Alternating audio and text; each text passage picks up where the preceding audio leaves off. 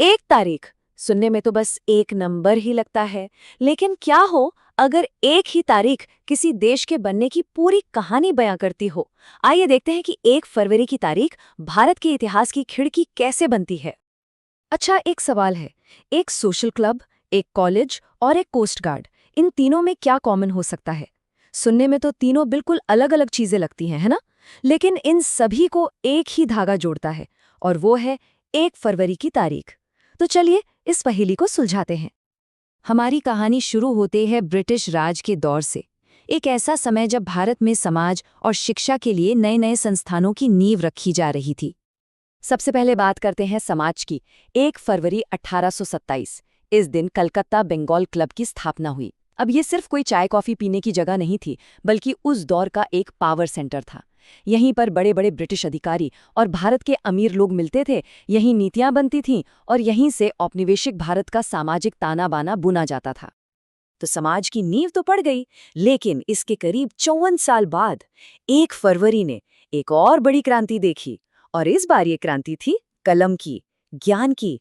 अब बारी थी शिक्षा के एक नए अध्याय की।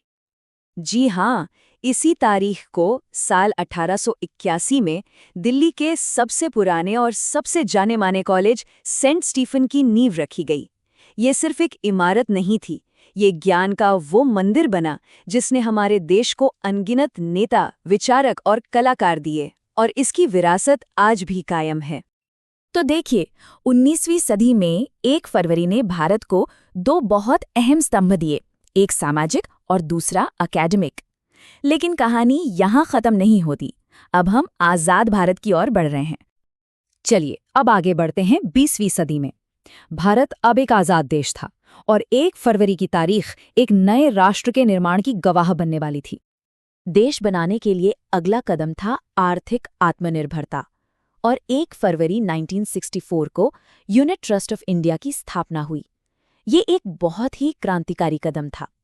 इसने पहली बार आम भारतीयों को शेयर बाजार जैसी जगहों पर पैसा लगाने का मौका दिया और देश में बचत की आदत को एक नई दिशा दी।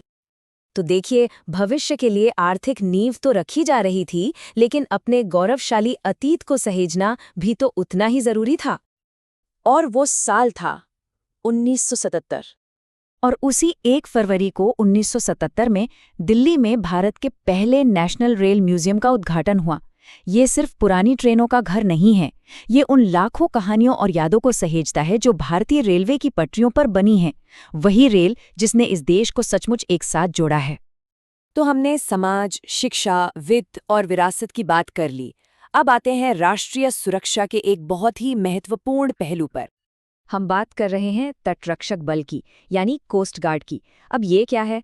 आसान शब्दों में समझें तो ये हमारी समुद्री पुलिस है, एक ऐसी एजेंसी जो हमारे हजारों किलोमीटर लंबे समुद्र तट की निगरानी करती है, कानूनों को लागू करती है और समुद्र में हमारी सुरक्षा पक्की करती है।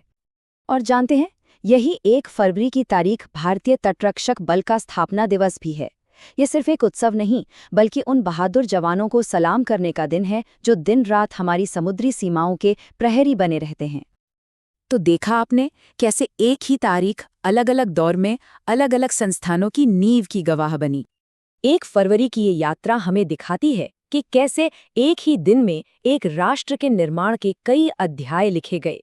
1827 में सामाजिक जीवन की शुरुआत से लेकर 1881 में शिक्षा की नींव तक, फिर 1964 में वित्तीय प्रगति, 1977 में अपनी विरासत का संरक्षण और हर साल हमारी समुद्री सीमाओं की सुरक्षा का उत्सव।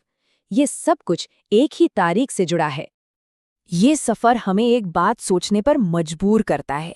अगर सिर्फ एक तारीख अपने अंदर इतना कुछ समेट सकती है, तो जरा सोचिए पूरे कैलेंडर के पन्नों में और कितनी अनकही कहानियां दफन होंगी।